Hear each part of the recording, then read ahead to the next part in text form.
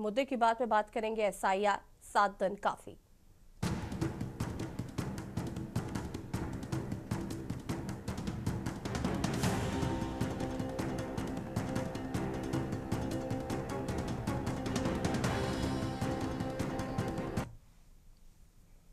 SIR 7 दिन काफी। बता दें आपको कि एक बेहद ही अहम खबर कल आई, जिसमें ये खबर सिर्फ चुनाव आयोग के दफ्तरों तक सीमित नहीं है, ये सीधे उस मतदाता तक पहुंचती है जिसकी एक वोट से लोकतंत्र खड़ा है। यूपी के मुख्य निर्वाचन आयोग ने साफ सख्त और दो टूक संदेश दिया। बीएलओ हो, अफसर हो या जमीनी स्तर पर लगे कर्मचारी, किसी भी तरह के मानसिक दबाव में आने की जरा भी जरूरत नहीं है।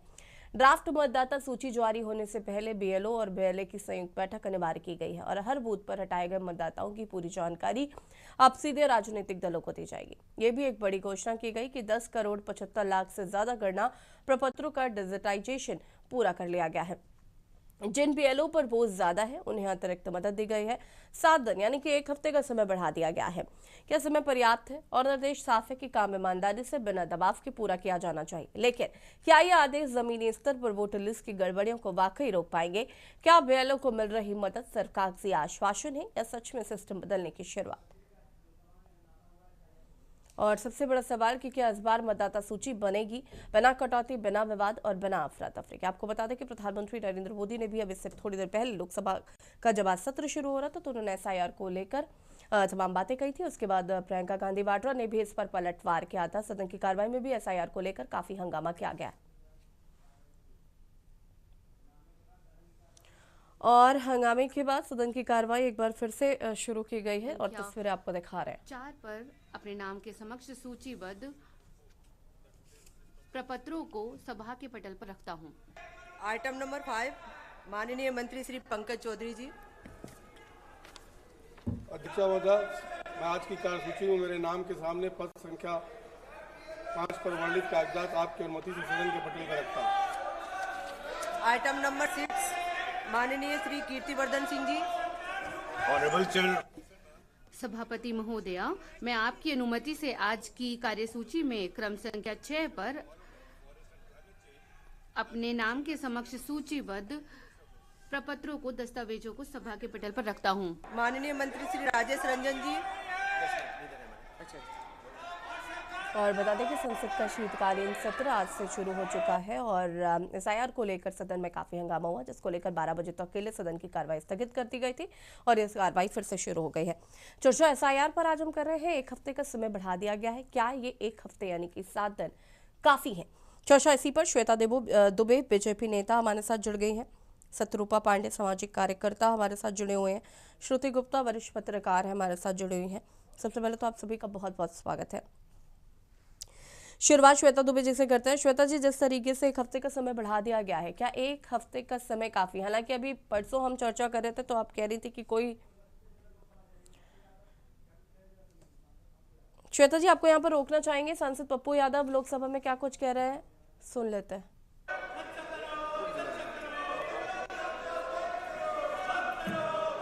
अध्यक्ष महोदय, आपकी अनुमति से भारतीय विज्ञान संस्थान बेंगलुरु के विनियम 3.1 एवं 3.1.1 के साथ पठित संस्थानों की संपत्तियों और निधियों की प्रशासन और प्रबंधन की योजना के खंड 2.1 के अनुसरण में इस सभा के सदस्य ऐसे रीत से जैसा कि अध्यक्ष निर्देश दें, योजना और विनियमों की अन्य उपबंध के अधिनियम भारतीय विज्ञान संस्थान बेंगलुरु की परिषद के सदस्य के रूप में कार्य करने के लिए अपने में से 2 सदस्य निर्वाचित करने का प्रस्ताव प्रस्तुत करता हूं।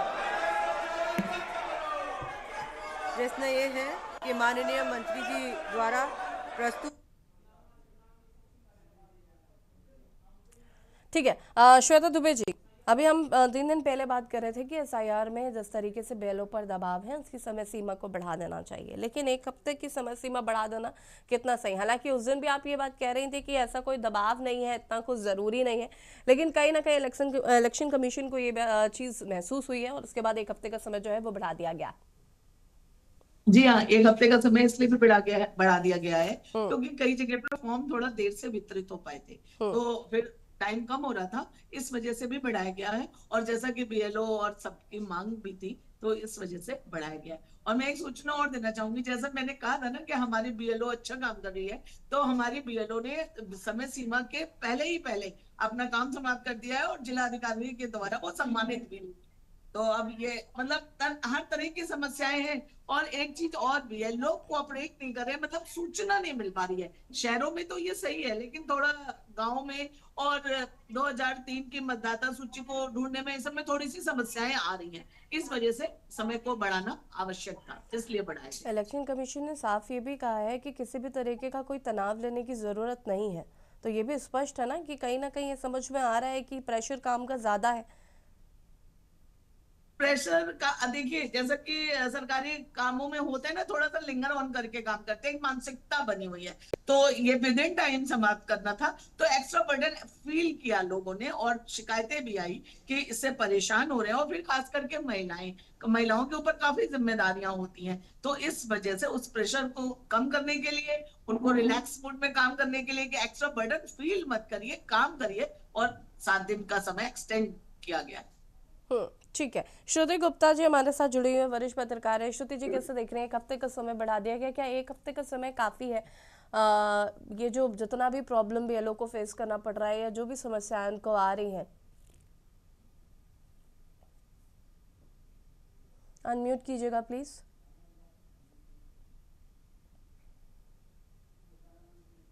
श्रुति जी अनम्यूट कीजिएगा, आपकी आवाज नहीं आ पा रही हम तक।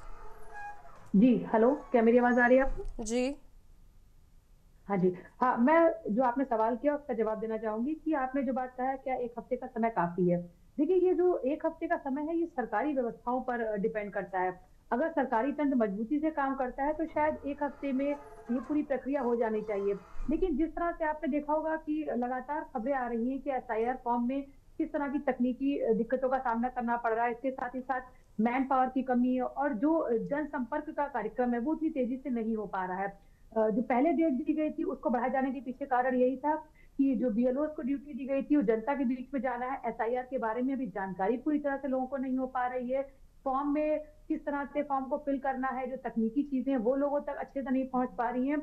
और यही कारण है कि इस पूरी प्रक्रिया में समय लगा और लिहाजा अब चुनाव आयोग को उसकी तारीख जो है समय सीमा में इसको बढ़ाना पड़ा है। तो जहां तक मैं समझती हूँ कि कोई भी योजना को इम्प्लीमेंट करने से पहले, हालांकि एसआईआर कोई नई प्रक्रिया नहीं है, इससे पहले भी ये चीजें हुई हैं, लेकिन 2022 से 24 के बीच में हुई थी, तो उस बीच में उसके बाद इतने लंबे समय के बाद ये एसआईआर आज प्रक्रिया इस समय मौजूदा समय में करवाई जा रही है। तो जो लोग इस प्रक्रिया से अनभिज्ञ हैं उनको इसकी जानकारी देना, तो वही बात मैं कहना चाह रही थी, अगर सरकार कोई चीज इम्प्लीमेंट करती है तो उससे पहले वो जनता के बीच में जाके उस योजना के बारे में या उस कार्यक्रम के बारे में जनता को समझाए। तो उस चीज में कहीं ना कहीं देरी हुई है। डायरेक्टली ये आदेश आता है कि एसआईआर फॉर्म भरा जाएगा और सबको ड्यूटीज निर्धारित की जाती है। तो जो सामंजस्य की स्थिति है वो ये है कि जनता और जो बीएलओ हैं उनके बीच में सामंजस्य नहीं बैठ पा रहा और सरकार की योजना इसी वजह से जो ये पूरी प्रक्रिया है ये जनता के बीच में सही से नहीं पहुंच पा रही, इस वजह से इसमें देरी हुई है। हालांकि चूंकि ये बहुत अहम होती है चुनाव के लिहाज से, जनगणना के लिहाज से, और जिस तरह से लगातार ये बात समाचारों के माध्यम से हमको मिलती आ रही थी कि किस तरह से फर्जी वोटिंग होती थी, जो फर्जी वोटर्स पाए गए थे, तो इस तरह की अनियमितताएं ना हो, इसको ध्यान में रखते सरकार ने इस एसआईआर की प्रक्रिया को पुनः शुरू किया है और पूरे देश में अलग अलग राज्यों में इसको शुरू किया है। बिहार में इसका नतीजा देखने को मिला है। बिहार में लगभग 4 से 5% भले वोटिंग में गिरावट आई है, लेकिन जो सूची है, मतदाता सूची है, वो स्पष्ट हो पाई है, स्वच्छ हो पाई है। जो भारत के नागरिक है उनको मत देने का अधिकार मिला है। तो ये जो प्रक्रिया है, मुझे लगता है कि ये बहुत ही पारदर्शी प्रक्रिया है और इसमें जो तमाम जो भारत के लोग हैं उनको अपना सहयोग देना चाहिए। लगातार जिस तरह की शिकायतें आ रही हैं कि बीएलओ को कोऑपरेट नहीं कर रहे हैं वहाँ के लोकल के लोग, या बीएलओ भी, जो कई हमें खबरें आई हैं कि कई जगह के बीएलओ ने आत्महत्या की है, तो इस तरह की जो घटनाएं आ रही है ये कहीं ना कहीं मनोबल कम करता है। तो इस तरह की घटनाएं नहीं होनी चाहिए और समय सीमा को अगर बढ़ाकर इस पूरे कार्यक्रम को व्यापक स्तर दिया जा सकता है तो मुझे लगता है इसमें कोई भी खराबी नहीं है। ठीक है, सोशल एक्टिविस्ट शत्रुपा पांडे जी हमारे साथ जुड़े हुए हैं। ग्राउंड पर बीएलओ के काम जो है वो सबसे ज़्यादा कठिन होते हैं, और क्या आयोग के नए निर्देशों के से ज़मीनी स्तर पर काम करने वाले लोगों को राहत मिलेगी, लगता है आपको? अनम्यूट कीजिएगा प्लीज़। जी यशी जी, सब सिस्टम की तत्परता पर ही निर्भर करता है। जैसे मैं जिस क्षेत्र में रहती हूँ लखनऊ में, वहां मेरे पास कल फॉर्म पहुंचा, और चूंकि हम लोगों को बहुत अजीब लग रहा था तो हम लोगों ने खुद संपर्क किया। इतनी जागरूकता अब जनता को भी रखनी पड़ेगी कि अगर सरकार ने कोई सिस्टम बनाया है या निर्वाचन आयोग का कुछ जो प्रक्रिया है उसमें जन सहभागिता बहुत बड़ा महत्व रखती है। तो हमने खुद संपर्क किया कि हमारे यहाँ अभी फॉर्म नहीं पहुंचा है। हमेशा हम लोग अगर शिकायत की दृष्टि रखेंगे तो उन पर निश्चित रूप से प्रेशर इतने हैं। कुछ दुखद घटनाएं भी हुई हैं, उन घटनाओं को ध्यान में रखते हुए, और टीचर्स पर बहुत प्रेशर हमेशा ही, जब जनगणना हो या इस तरह के कोई भी जो कार्य होते हैं वो अमूमन शिक्षकों द्वारा ही संपादित किए जाते हैं, तो उन पर प्रेशर तो बहुत है ही। तो मैंने देखा है कि लोगों ने शिकायतें बहुत की कि बीएलओ अभी जो बताया गया है कि बहुत लोग तो एसआईआर की चिड़िया का नाम है यही नहीं जानते हैं, मैक्सिमम लोग नहीं जानते हैं। तो थोड़ा सा उसके बारे में बहुत पहले से बात एक सूचना विभाग की ओर से इस तरह की सूचनाएं बाहर आनी चाहिए, निर्वाचन आयोग के माध्यम से जानी चाहिए। सबसे बड़ी यशी जी मैं समस्या यहाँ देख रही हूँ कि जो गांवों से पलायन कर चुके हैं, जो मजदूर गांवों से शहर में आ चुके हैं, अपने यहाँ पर काम धंधे कर रहे हैं।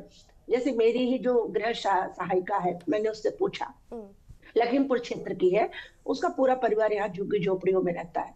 मैंने उससे पूछा कि तुमने अपना एसआईआर फॉर्म कैसे भर पाओगी तुम्हें, तो उसने कहा दीदी हमें जाना पड़ेगा गाँव, और वो नहीं गई। अब कल डेट बढ़ गई है, लेकिन अगर नहीं बढ़ी होती तो मैं समझती हूँ कि क्या उनको आगे वोट देने में दिक्कत आती या जो भी परेशानियां। तो एक बड़ी संख्या ऐसी जनता की भी है जो अपने ही शहर, गांव, जिले में मौजूद नहीं है। तो उनके लिए क्या व्यवस्थाएं हैं, वो कैसे मतदाता सूची में ऐड हो सके, ये बड़ी बड़ी बातें हैं। देखिए सरल बिल्कुल भी नहीं है, ये 7 दिन का वक्त भी नाकाफी ही है अभी, क्योंकि बहुत ऐसी है जो अभी इससे अनभिज्ञ है, जानती ही नहीं। कुछ भ्रम भी फैलते, कोई नया काम होता है तो उसके बड़े भ्रम भी फैलना शुरू हो जाते हैं कि अब आप का नागरिकता छिन जाएगी। तो हर चीज के कुछ निगेटिव चीजें भी साथ जो पैरेलल चलती हैं। मुझे लगता है एक सूचना तंत्र बहुत इस समय महत्वपूर्ण भूमिका निभाएगा, और मैन पावर बढ़ानी पड़ेगी।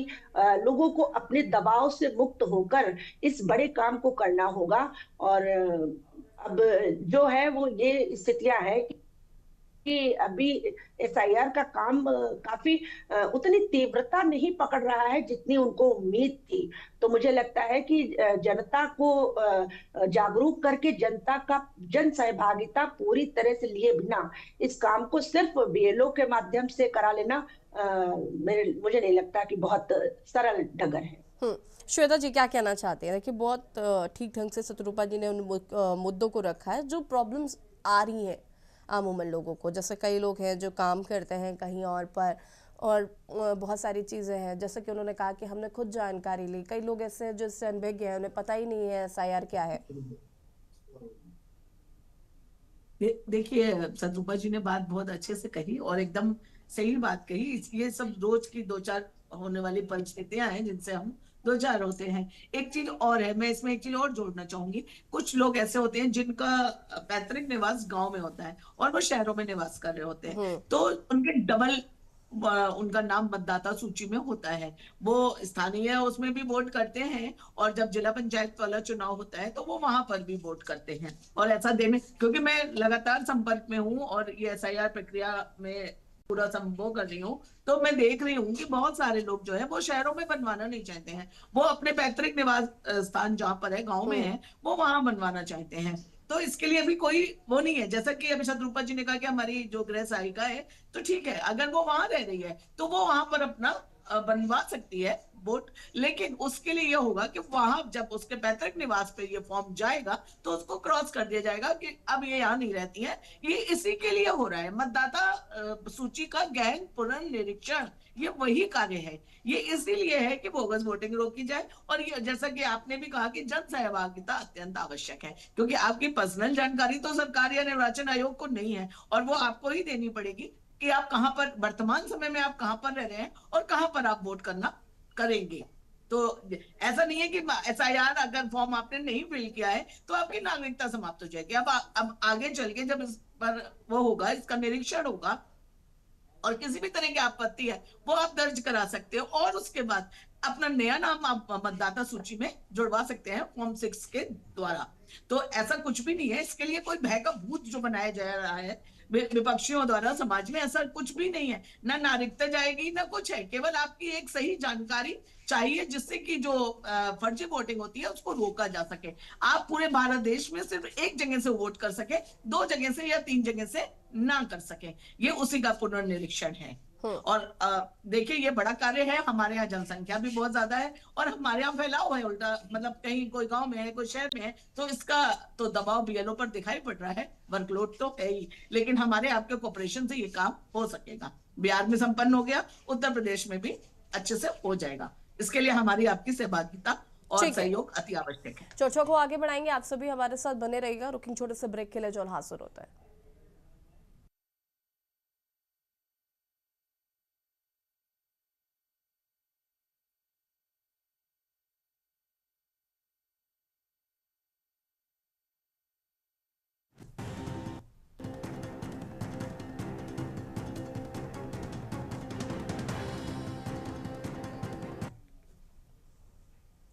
ब्रेक के बाद एक बार फिर से आप सभी का स्वागत है और आज बात कर रहे हैं एसआईआर के लिए क्या साधन जो बढ़ाए गए हैं वो काफ़ी हैं। चर्चा इसी पर मेहमान हमारे साथ जुड़े हुए हैं। मेहंदी हसन कांग्रेस नेता हमारे साथ जुड़ चुके हैं।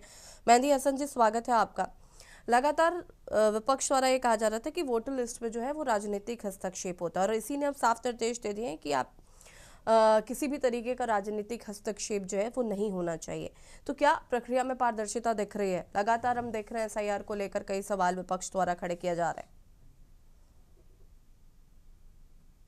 नहीं देखिए, नमस्कार।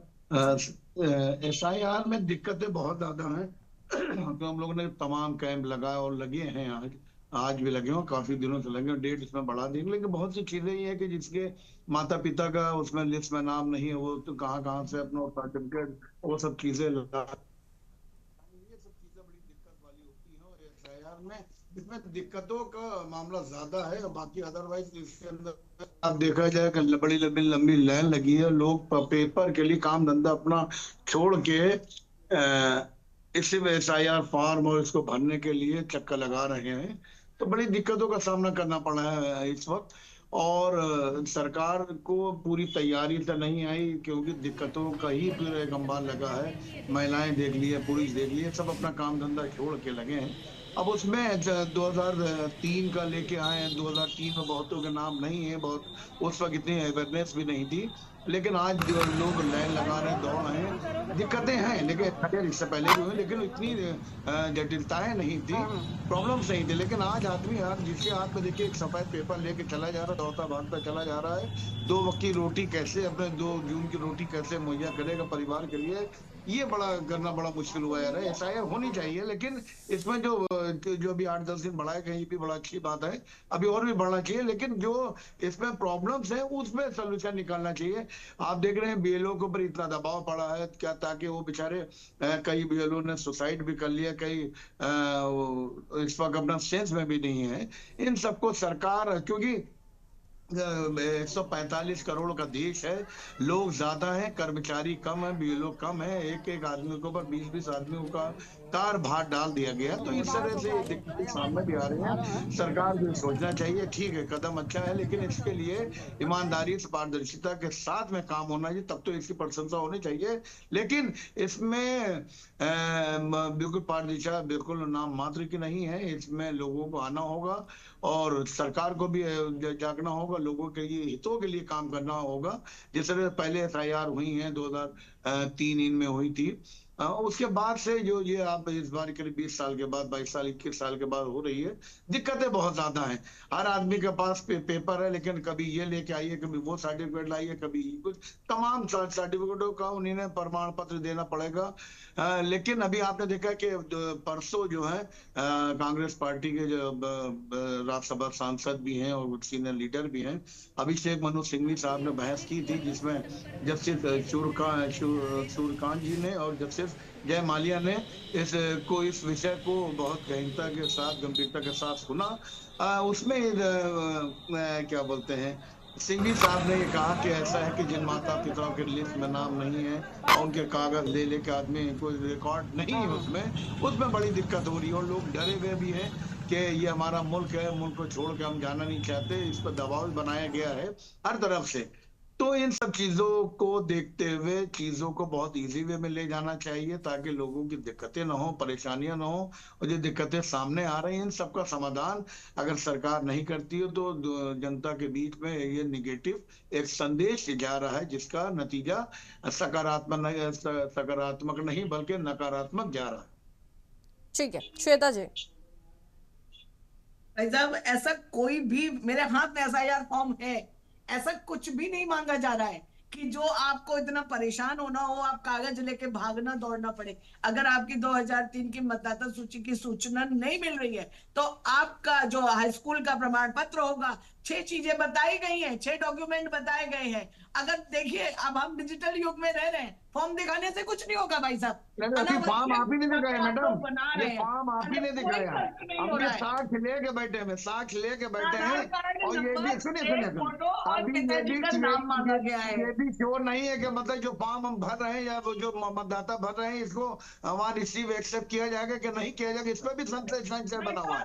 बताइए आपने क्या भर दिया, क्या पूछा गया है? आप अपना नाम बताइए, अपने पिताजी का नाम बताइए, आप कहाँ रह रहे हैं, फोटो लगा दीजिए। और सबसे बड़ी बात, BLO का नंबर भर दिया गया है, कोई भी बात है आप कॉन्टेक्ट कर सकते हैं। आप लोग अनावश्यक नाटकी फैलाते हैं, हर बात का विरोध करना आपकी आदत है, हर बात में राजनीति करना आपकी आदत हो गई है। 2003 में जिनके नाम नहीं है उनको लेके संशय बना हुआ भाई। देखिए, हमारे पास ये फॉर्म अगर आप लिए तो हम भी लेके बैठे हैं, ऐसा नहीं है। एक बात और बताना चाहती हूँ, समस्या क्या हो रही है। अगर मैं अभी ये बोल दूंगी तो आप लोगों को बहुत वो लगेगा, क्योंकि जब नाम पूछे जा रहे हैं, बाबा तक का तो बता सकते हैं, और आगे की पीढ़ियों के नाम हिंदू निकल के आ रहे हैं। बहुत कुछ रोचक भी निकल रहा है भाई साहब, जानकारियां बहुत है, लेकिन आप लोग सही बात नहीं बता रहे हैं। आप लोग सिर्फ ऐसी बात जनता में बनाना चाह रहे हैं कि सरकार आपको परेशान कर रही है। हम सरकार जनता को परेशान नहीं कर रही है। आपकी इस पहचान को सुनिश्चित करने के लिए आप अपने पूरा दिन SIR फॉर्म भरने में लग जाएगा, कारोबार क्या करेगा, बिजनेस क्या करेगा, नौकरी क्या करेगा, मजदूरी क्या करेगा, सब परेशान है इस वक्त मैडम। और ये विपक्ष के लिए कोई बुरा थोड़ी हो रहा है। आप क्या भारत के नागरिक नहीं है? आप इसमें आपको सहमान नहीं करना चाहिए। आप विरोध कर रहे हैं। अगर मान लीजिए, मैं मान रही हूँ, अगर कुछ परेशानियां आ रही हैं, तो सारे राजनीतिक दलों के BLA मौजूद होने चाहिए ना। हमारा भाजपा मौजूद है, बाकी कोई नहीं दिखाई पड़ रहा है। 10 आदमी की कमेटी यहाँ बना के लगा दी गई है, और यहाँ कैंप लगा दिए गए। मैडम आप आइए, लखनऊ में आइए, तो हम आपको दिखाते हैं करीब 100 जगह, 100 सुनिए, एक सेकेंड श्वेता जी, श्वेता जी, एक सेकेंड। 110 वार्ड में 20 आदमी की एक कमेटी बना दी। मेहंदी हसन जी, दिक्कत परेशानी उसको दूर। मेहंदी हसन जी, आपकी समस्या क्या है? फॉर्म में मुझे बताइए। एक सेकंड श्वेता जी वेट। मेहंदी हसन जी, समस्या क्या है? नहीं, समस्या हमारी नहीं, समस्या तो जनता की है। हम लोग तो जनता का प्रतिनिधित्व करते हैं। हाँ, तो जनता, हम और आप दोनों लोग जनता ही तो है। हाँ, तो वही वही बता रहे हैं। नहीं, हम लोग तो सुनिए, हम लोग तो उनका प्रतिनिधित्व करते हैं। उनकी जो समस्याएं वो हमारी समस्याएं होंगी। उनकी समस्या ये है, उनकी समस्याएं ये जिन लोगों के 2003 में नाम नहीं है, वो दिक्कत बड़ी प्रॉब्लम प्रोफेसर है। मेरा खुद नहीं है, मैं इलाहाबाद से रहने वाली हूँ। मेरा खुद यहाँ के मतदाता सूची में 2003 में नाम नहीं है, लेकिन मुझे अपनी मैट्रिकुलेशन का सर्टिफिकेट देना होगा, और मेरे हस्बैंड के नाम के साथ मतदाता पुनर्निरीक्षण हो जाएगा। किसी भी छोटी समस्या को इतना विकराल मत बनाइए। कोई भी ऐसी समस्या नहीं है जिसका निराकरण ना हो सके। जो शिक्षित नहीं है वो कहाँ से कौन सा सर्टिफिकेट लगाएंगे? अरे भाई उस जमाने में जन्म मृत्यु डॉक्यूमेंट है, सर्टिफिकेट नहीं सिर्फ हुआ करता था। मेट्रिकुलेशन नहीं मांगा गया है, आधार कार्ड भी है, बहुत 6 डॉक्यूमेंट है। ऐसे नहीं है, आप और हम सहयोग करेंगे तभी हो पाएगा। जो बिल्कुल शिक्षित नहीं है उनका भरवाना। हम लोग तो भरवा ही रहे बेटा फॉर्म, लेकिन आपकी भी जिम्मेदारी बनती है कि जो हमारी जनताएं हैं, जो जिम्मेदारियां निभा रहे प्रॉब्लम्स हैं। हैं उसको हमने सॉल्व मन की किया बात जाए। कल अपने प्रत्येक बूथ पर सुनी है और विशेष आग्रह था हमारा कि सारे लोग वहां पर आए। हम बीएलओ के साथ वहां बैठे थे और मैं ज्यादा बड़ी बात नहीं कह रही हूँ, मेरी गृह सहायिका यहाँ कार्य कर रही है, उसने मुझसे पहले अपना फॉर्म जमा किया है। अभी मैंने पूछा तुरंत डिबेट के दौरान ही मैंने पूछा, तो उसने कहा कि वो आई थी बीएलओ, तुरंत भरवाया और तुरंत ले गई। हमने अपना और वो पढ़ी लिखी नहीं है, उनको कोई कष्ट नहीं हुआ, वो दिल्ली से आई है यहाँ पर।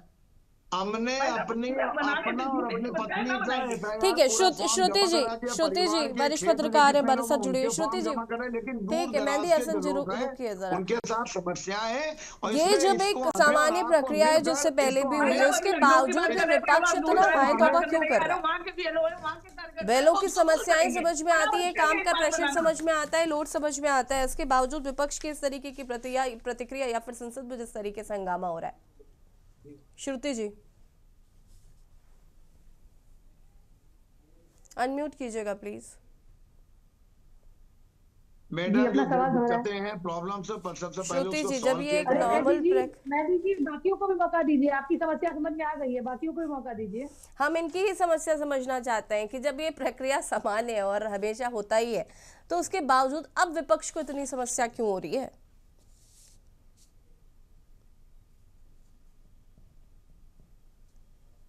श्रुति जी मेहंदी हसन जी रुक जाइए थोड़ा सा। हमारे देश के वासियों की समस्याओं को अगर नहीं उठाएंगे तो कैसे होगा?